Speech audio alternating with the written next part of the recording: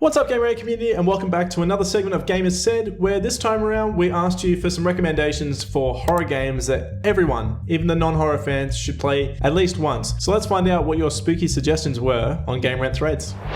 Alright, so first cab off the rank, XCon23 said, I've only played a few horror games, but The Thing video game always stuck out to me as a great idea to build on. Dynamics to make you question your allies and balance to them questioning you. All the while, you explore, fight monsters, and do the normal scavenger things. It's a chilling and fun experience, not a lot of games could do it as well. And then Ed backed up by saying that he just realized that Among Us is kind of like a PG version of The Thing. +1 if you can see a creepy mod working.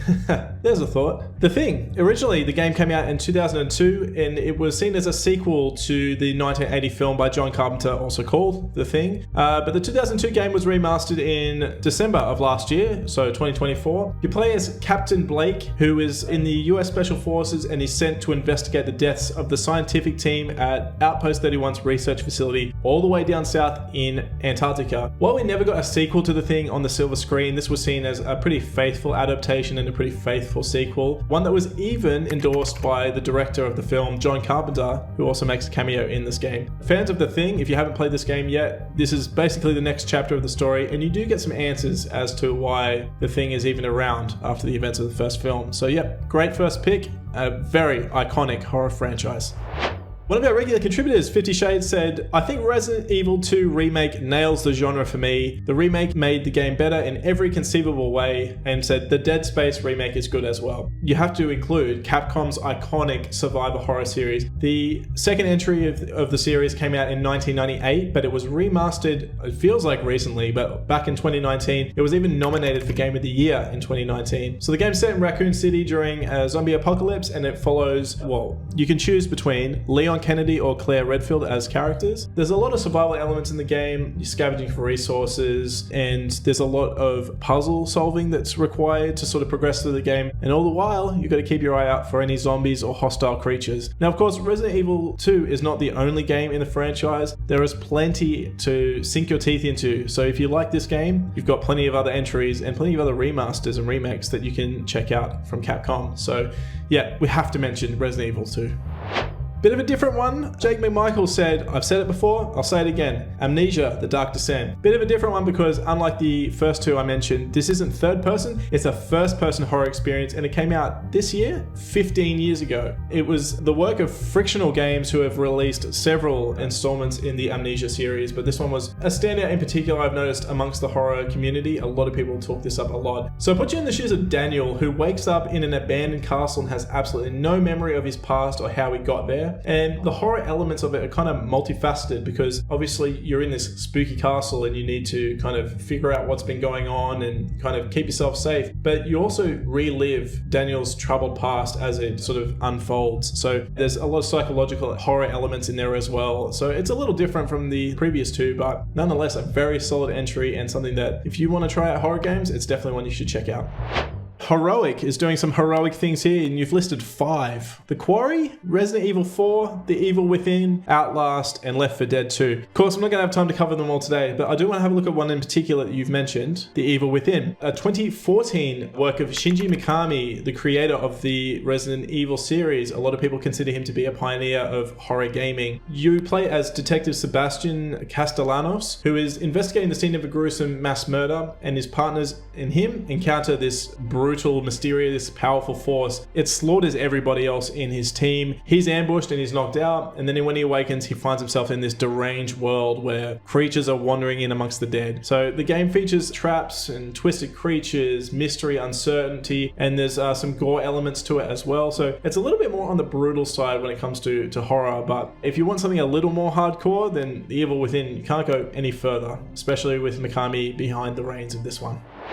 Now, if I completely flip the script from something really brutal to something, I guess, a little more approachable for non-horror fans, Franks, you had a great option here. I'm not a big fan of horror games, but I do agree with the post that mentions Little Nightmares, and for that matter, Little Nightmares 2. They're a great starting point to appreciate the genre. So Bandai Namco made Little Nightmares, where you play as a child by the name of Six, who is sort of trapped in this giant vessel known as the Maw. The game came out in 2017. There has been a sequel, Little Nightmares 2. This is a great time to check out Little Nightmares and Little Nightmares 2 because there is a third installment coming out October 10, 2025. So if you start playing now, by the time October rolls around, you'll be up to date. So 6 needs to escape the moor as the children within the moor are being fed to the greedy and grotesque, obese, oversized guests, and they're being cooked and prepared by the twins, one of the main antagonists of the games. The game isn't so much scary as the others on the list. The target audience is probably even a little bit younger as well. Like, you could probably play this one in your early teens. I wouldn't recommend it for young kids, but in your early teens, it's far more approachable, but it's quite eerie, and it can put you on edge, especially when you're being chased. It's a great entry point if you're somebody who's not big on horror, not big on gore, not big on over-the-top violence. You can still get some kind of creepy experiences, something a little eerie from Little Nightmares, and then of course 2 and 3 that follow. So yeah, that's a great suggestion for those of you who aren't as much into horror.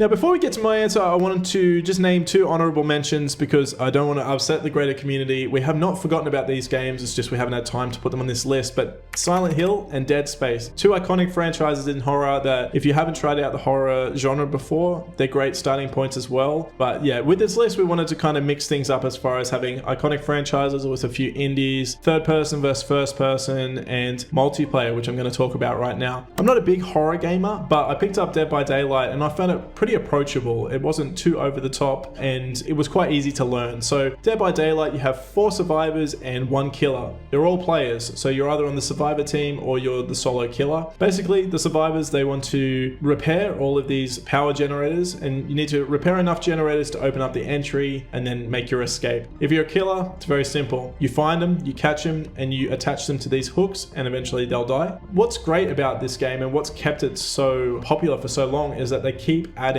more content by way of more characters. So the list of killers is quite extensive. They just recently added a DLC for Five Nights at Freddy's, so you can play as the iconic animatronic, and they also have other characters like Chucky, Pyramid Head, Freddy Krueger, Leatherface, the Xenomorph from Alien. And then on the flip side, you've got iconic survivors as well. So you can play as Lara Croft from Tomb Raider, you can play as Alan Wake, you can play as Alien's Ellen Ripley, and even the man himself, Nicolas Cage, is a playable character. So there's a lot of options there, and each character has their own perks, has their own special abilities to help you either survive or to help you kill more effectively. But yeah, I found it super approachable. The first game I got into, it was quite clear what the objective was and how to play. For someone who's not looking for anything too deep as far as a story is concerned, something to play with friends, or you know, something that I guess has competitive elements to it, then Dead by Daylight is a great option as well.